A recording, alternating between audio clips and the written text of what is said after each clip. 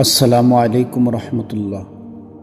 সুপ্রিয় দর্শক, আমরা নামাজ পড়ি, কিন্তু আমাদের নামাজ কি আমাদের বদলায়?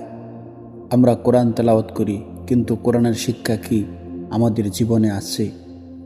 একটি ছোট সূরা যেটা সরাসরি আমাদের বাস্তবতা নিয়ে কথা বলে। আজ আমরা শুনব সূরা মাউন। হয়তো এই সূরায় আমাদের চোখ খুলে দিতে পারে।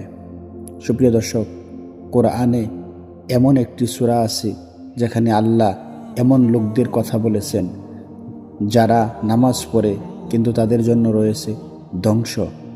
ভাবতে পারছেন? আজ আমরা সেই সূরা শুনব, শিখব আর নিজের জীবনটা মিলিয়ে দেখব।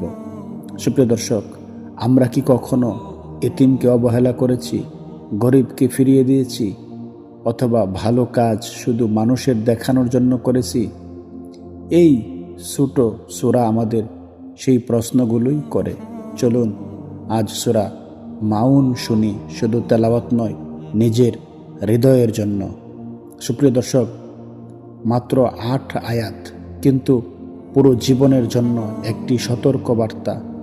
এই সূরা আমাদের শেখায় ইবাদত শুধু রুকু সেজদায় সীমাবদ্ধ নয়, মানুষের হক আদায়েও।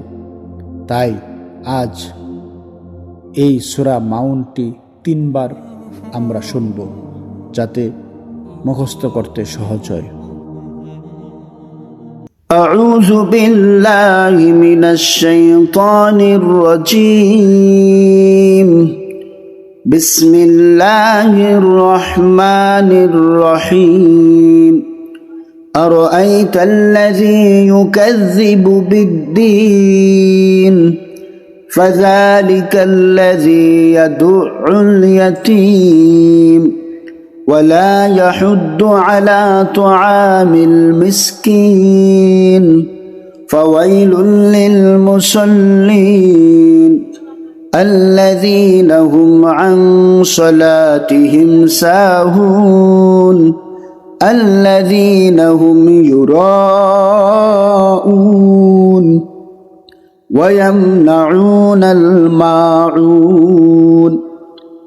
بسم الله الرحمن الرحيم.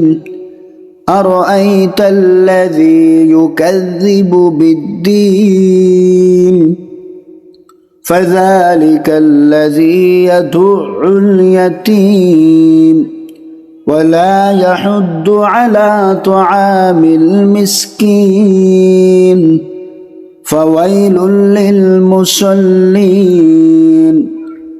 الذين هم عن صلاتهم ساهون الذين هم يراءون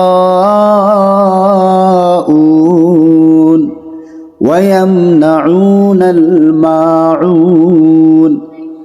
بسم الله الرحمن الرحيم.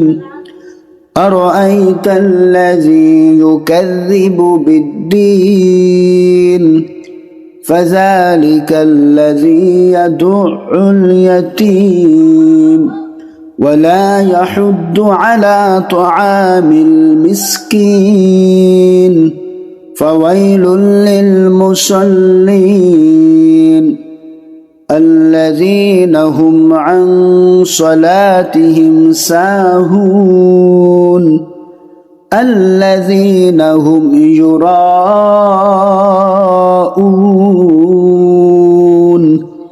ويمنعون الماعون. صدق الله العظيم.